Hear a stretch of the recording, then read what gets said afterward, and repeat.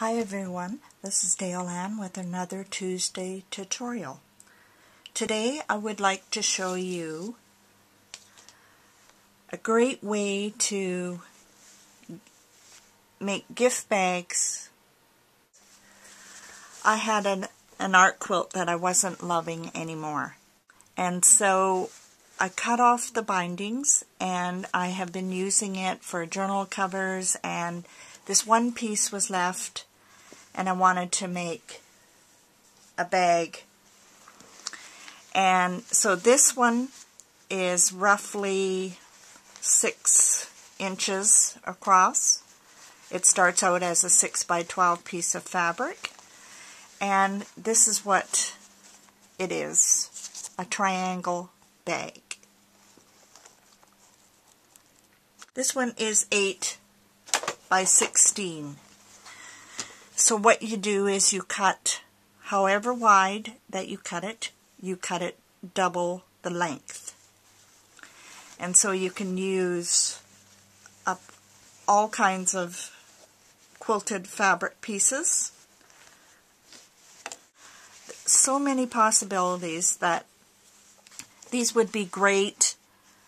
You can make a whole set so that this one, and then make another one that is, say, 10 inches by 20, and you can go on and on, however big that you want. And they fit inside each other. Let's get started. I'll show you how to make this little triangle bag. And on my blog, I have posted this video tutorial. There is a PDF that you can print off for instructions, and it's yours free. All I ask is that credit me as the person that gave you the instructions. There are many other instructions out there, but this is how I do mine. For these triangle bags, the easy way to think of this, how to cut your fabric. It can be any size. I wouldn't go any smaller than, say, 5 by 10, because it's really hard to play with the zipper. This is a 6 by 12 piece of fabric. I have zigzagged all the way around the edge. I have marked the center, and I'll show you why later, why I mark the center. Now, this is also a chance for you to use up old zippers that you may have in your stash of goodies. This one is got a plastic stopper on it. Some of the older ones have metal. So what you want to do is lay the top of the zipper to the good side of the fabric piece that you have. So you can decide which side of the fabric, the quilted fabric, you want as the outside, and this is what you put. So good sides together, think of that. So along the side, and what you want to do is make sure you're going to use about a 1/4 inch seam. So you want that stopper to be inside that 1/4 inch seam so that you don't hit it. And I'm just going to do a rough cut. I'm not going to do the final cut. If your machine has a zipper foot, make sure you use it.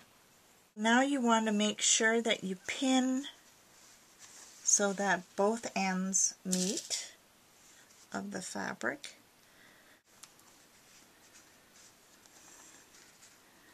Oh, I might be able to get away with. Carefully, very careful. So I would advise you not to cut the ends of the zipper off yet. Do as I say, not as I do. Turn it right side out. And we're going to top edge this so that it stays down. So get as close as you can. You just want the fabric to lay down once you have the bag finished. It's a little tricky to go in here, but you can open up. See, that's why when doing anything smaller than this would be a pain in the butt. Here is what you can see, the top edge there, and inside it just reinforces it to lay flat. Now we're just going to turn this inside out. Just open the zipper a little bit because you want the teeth to be the same. This is where you put your ribbon or your cording. This one would be perfect for it, except it's not long enough. You want it to be able to put your whole hand in so that you can carry it around if need be. So the other option I have is this one. So you fold the ribbon and you put it so that it's inside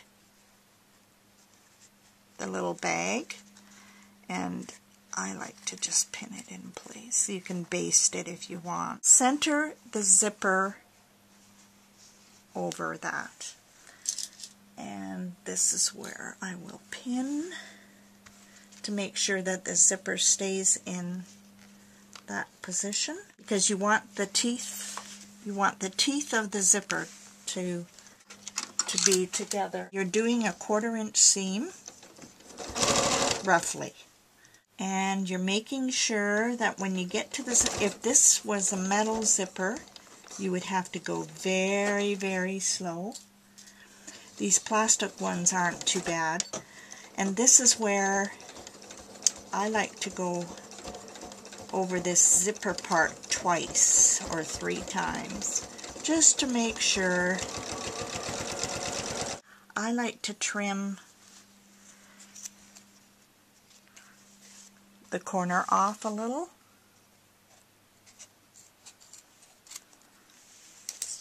This is where you can trim the rest of the zipper off. And as I said, if you have a long zipper, keep it long until you get to this part. Now you have kind of like a pocket, and you can see inside that the handle's there.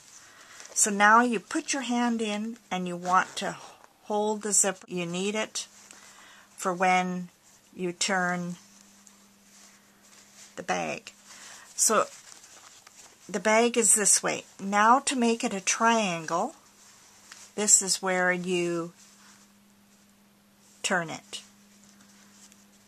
And so that the zipper is on the start or the end of the bag. See where that starter is there? That's where you want to make sure that you're past that. This is the really bulky end. So what I like to do is get as much of the zipper off of there as I possibly can. Now we turn it inside out. This is where, if you got any smaller than this, it would be really hard to turn. I have an old chopstick that I use. You wouldn't want to use anything sharp because you just might pop it out too far. You can make a zipper pull. There you go. Little triangle bag for kids, adults, whoever. And they fold. I hope that you will make some of these bags for all your friends and family as gifts, or put gifts inside. I'd love to see photos of what you do. See you next week. Bye now.